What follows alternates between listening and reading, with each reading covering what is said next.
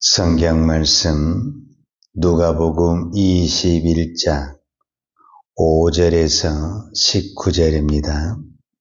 어떤 사람들이 성전을 가리켜 그 아름다운 돌과 헌물로 꾸민 것을 말하며 예수께서 이르시되 너희 보는 이것들이 날에 이르면 돌 하나도 돌 위에 남지 않고 다 무너뜨려지리라. 그들이 물어 이르되 선생님이여 그러면 어느 때에 이런 일이 있겠사오며 이런 일이 일어나려 할 때 무슨 징조가 있사오리까? 이르시되 미혹을 받지 않도록 주의하라. 많은 사람이 내 이름으로 와서 이르되 내가 그러하며 때가 가까이 왔다 하겠으나 그들을 따르지 말라. 난리와 소요의 소문을 들을 때 두려워하지 말라. 이 일이 먼저 있어야 하되 끝은 곧 되지 아니하리라. 또 이르시되 민족이 민족을 나라가 나라를 대적하여 일어나겠고 곳곳에 큰 지진과 기근과 전염병이 있겠고 또 무서운 일과 하늘로부터 큰 징조들이 있으리라. 이 모든 일 전에 내 이름으로 말미암아 너에게 손을 대어 박해하며 회당과 옥에 넘겨주며 임금들과 집권자들 앞에 끌려가려니와 이 일이 도리어 너에게 증거가 되리라. 그러므로 너희는 변명할 것을 미리 궁리하지 않도록 명심하라. 내가 너희의 모든 대적이 능히 대항하거나 변박할 수 없는 구변과 지혜를 너희에게 주리라. 심지어 부모와 형제와 친척과 벗이 너희를 넘겨주어 너희 중에 며칠 죽이게 하겠고 또 너희가 내 이름으로 말미암아 모든 사람에게 미움을 받을 것이나 너희 머리털 하나도 상하지 아니하리라. 너희의 인내로 너희의 영혼을 얻으리라. 아멘. 우리가 이 시대를 종말의 시대다 이렇게 말을 합니다. 종말이라는 것은 우리 믿는 자에게만 오는 것이 아니라 믿는 사람에게나 믿지 않는 사람에게나 아니 온 우주적 종말이 온다 이렇게 말할 수 있습니다. 그러면은 종말은 어떤 부분에서 우리 믿는 사람에게는 은혜요 복이 되지만 믿지 않는 사람에게는 재앙이고 심판의 날이다 이렇게 말할 수가 있죠. 특히 악한 원수 마귀 사탄은 하나님 앞에 심판을 받는 날이죠. 그러니까 이 종말의 시대에 이 악이 발악을 하는 것입니다. 그래서 이 마지막 때에 우리가 이 믿음을 지키고 산다라는 것이 사실은 그렇게 쉽지는 않습니다.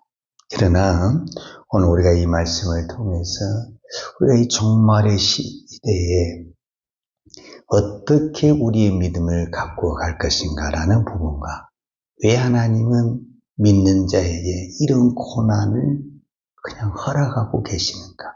오늘 성경이 이런 일이 있을 것이다 이렇게 말하잖아요. 기근도 있을 것이고 미움을 받을 것이고 많은 고난을 당할 것이다. 성경에 그렇게 말씀을 하고 있잖아요. 우리는 다 고난을 좋아하지 않는데 성경이 그런 고난을 당할 것이다 이렇게 말을 하고 있잖아요.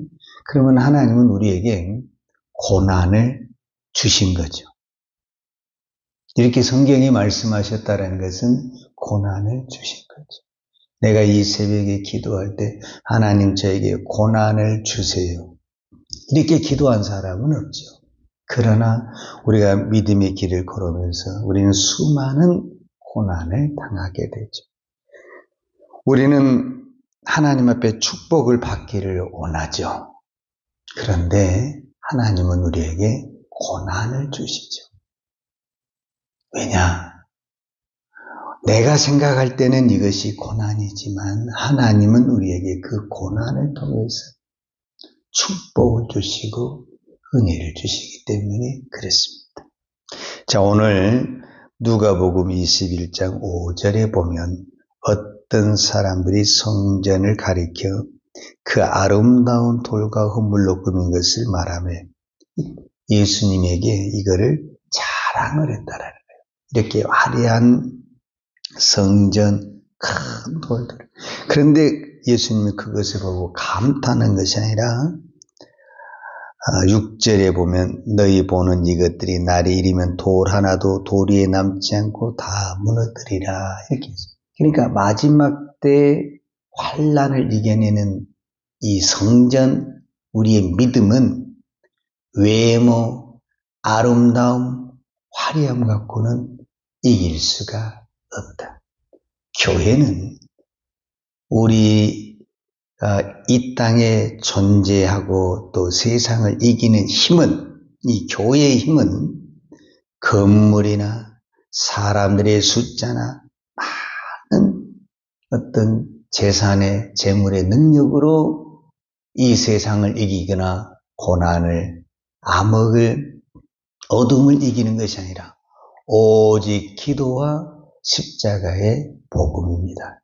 그래서 예수님은 성전 정하면서 분명히 선포하셨어요. 내 집은 기도하는 집이다. 여러분 이거를 꼭 기억하셔야 됩니다. 내 집은 기도하는 집이다. 기도하는 집이 아무리 허술해도 아무리 세상에 가진 것이 없고 부족해도 어두움을 이기고 고난을 이기고 세상을 이기는 그 능력이 기도에서 나오고 십자가의 복음에서 나온다는 것입니다. 그래서 이 마지막 때 우리가 살 수 있는 그 비결은 기도와 말씀입니다. 우리가 또 한 가지 생각해 볼 수 있는 것은 뭐냐면 이 마지막 때 왜 하나님은 고난을 허락하시는가? 자, 오늘 우리가 이것을 하나 살펴볼 수가 있어요. 성경에 어떤 게 있냐면은 21장, 오늘 우리가 읽었던 21장 12절과 13절에 보면 이런 말씀이 있어요. 이 모든 일 전에 내 이름으로 말미암아 너희에게 손을 대어 박해하며 회당과 옥에 넘겨주며 임금들과 집권자들 앞에 끌려가려니와 이 일이 도리어 너희에게 증거가 되리라. 자, 이 말은 무슨 말이냐면 이 고난을 통해서만 복음을 들을 수 있는 사람이 있습니다. 우리 믿는 사람에게, 즉 이 교회 안에 있는 사람에게, 이 사람에게도 그렇지만 우리가 이제 사도행전이나 바울 서신에 보면 이것이 정확하게 드러나게 되는데 그 중에 제가 하나를 성경을 인용을 한다면 빌립보서 1장 12절에 보게 되면은 이렇게 말을 하고 있어요. 사도 바울은 형제들아 나의 당한 일이 도리어 복음의 진보가 된 줄을 너희가 알기를 원하노라.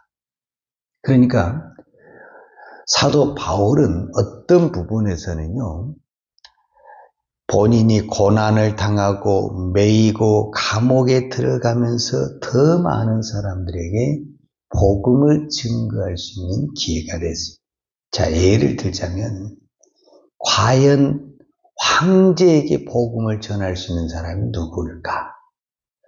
그 시대의 총독에게, 유대 총독에게 헤롯 왕이나 그런 왕들에게 복음을 전할 수 있는 사람들, 그런 사람들은 세상에 높은 벽을 쌓고 있기 때문에 누구도 거기를 들어갈 수가 없습니다.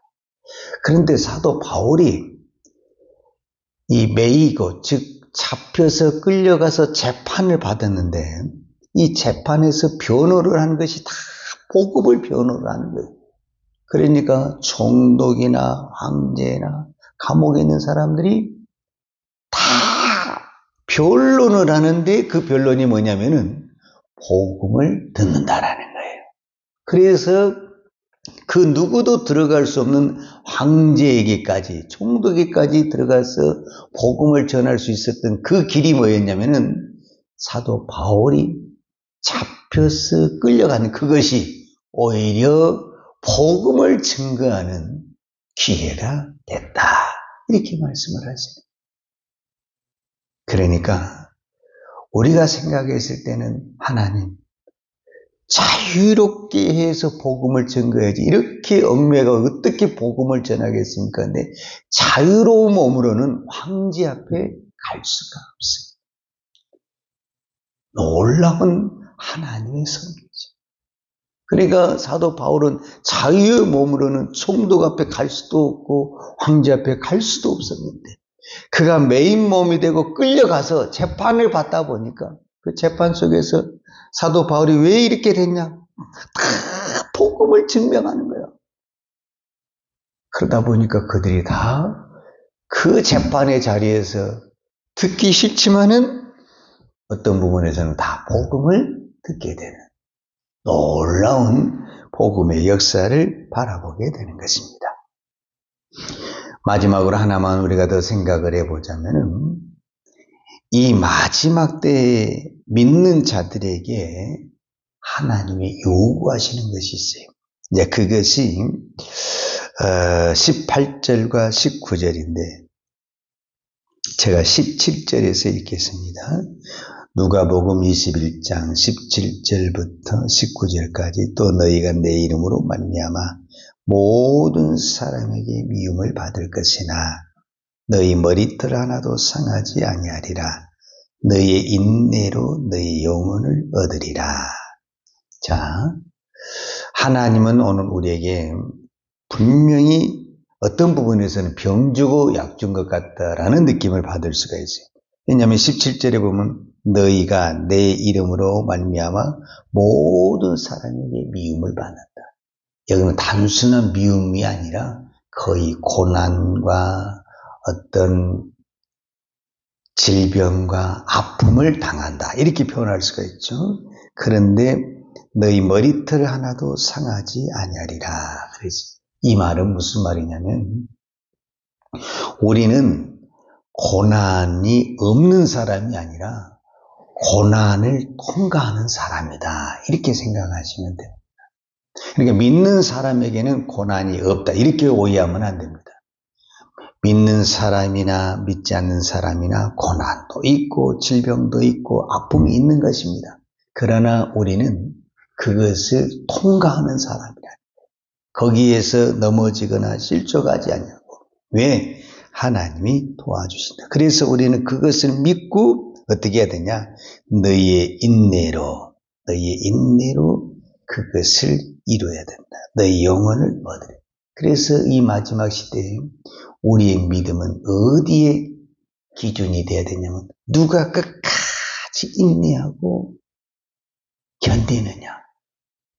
이게 쉬운 것 같지만 우리 흔히 말하는 긴 고난 앞에 장사가 없다고. 고난이 길어지게 되면 다 무너지게 돼. 그러니까 인내가 필요하고 끝까지 견디는 것이 필요합니다. 그리고 오늘 저도 마찬가지고 여러분도 마찬가지고 고난은 우리의 믿음을 정결하게 하고 거룩하게 하고 하나님 앞에 더 나아가게 합니다. 그러니까 고난 전에는 내 멋대로 생각하고 행동하고 말했던 그런 것들이 고난이 다가오면서 내가 더 믿음으로 서게 되고 기도로 서게 되고 내 믿음이 거룩해지고 경건해지게 되는 것을 바라보게 됩니다. 그래서 성경은 분명히 선포합니다. 고난이 축복이다. 고난이 하나님의 은혜다. 그러니까 하나님이 주신 모든 것은 좋은 것입니다. 그런데 내가 생각할 때는 고난이 없이 형통, 축복, 은혜 이것만 우리는 하나님이 주실 것으로 생각을 하는데 하나님은 우리에게 고난도 주시고 핍박도 주시고 질병도 주시고 아픔도 주시고 다 주십니다. 그런데 하나님이 주신 모든 것은 좋은 것입니다. 우리가 그 믿음을 가지고 그 속에서 우리의 믿음이 거룩해지고 정결해질 때 진정한 이제 그동안 내가 누리지 못했던 이 복음의 능력, 거룩의 능력, 믿음의 능력들이 저는 반드시 나타날 줄로 믿습니다. 기도하겠습니다. 거룩하신 아버지 하나님 감사합니다.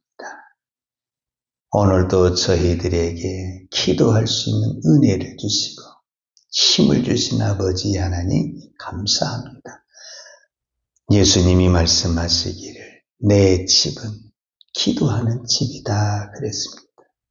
하나님, 이 마지막 때가 될수록 우리의 교회가, 우리의 성전이 기도하는 교회, 기도하는 성전이 되기를 원합니다.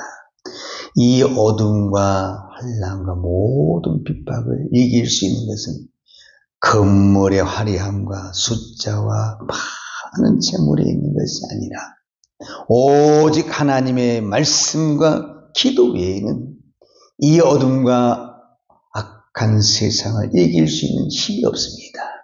오늘 저희들에게 이 믿음, 오직 내 집은 기도하는 집이다 라는 이 말씀을 붙들고 어떤 환경 속에서도 끝까지 이 말씀을 붙들고 십자가를 붙들고 기도로 승리하는 기도의 종 되게 하여 주옵소서. 예수님의 이름으로 기도하였습니다. 아멘. 여호와는 내게 복을 주시고 너를 지키시기를 원하며 여호와는 얼굴로 내게 비추사 은혜 베푸시기를 원하며 여호와는 얼굴을 내게 향하여 드사 평강 주시기를 원하노라. 이제는 나 같은 죄인을 위하여 십자가에 돌아가신 우리 주 예수 그리스도의 은혜와 독생자를 아낌없이 보내주신 아버지 하나님의 무한하신 사랑과 성령님의 풍성한 은혜가 오늘도 오직 기도로 오직 말씀으로 이 땅에 믿음을 세워가기를 원하는 사랑하는 주의 종들 머리머리 예와 이 나라의 민족과 한국교회 위에 온 열방의 이 생명의 복음을 증가하는 선교사님들 예와 사랑하는 주의 자녀들 머리 위에 이제부터 영원토록 함께 있을지어다. 아멘.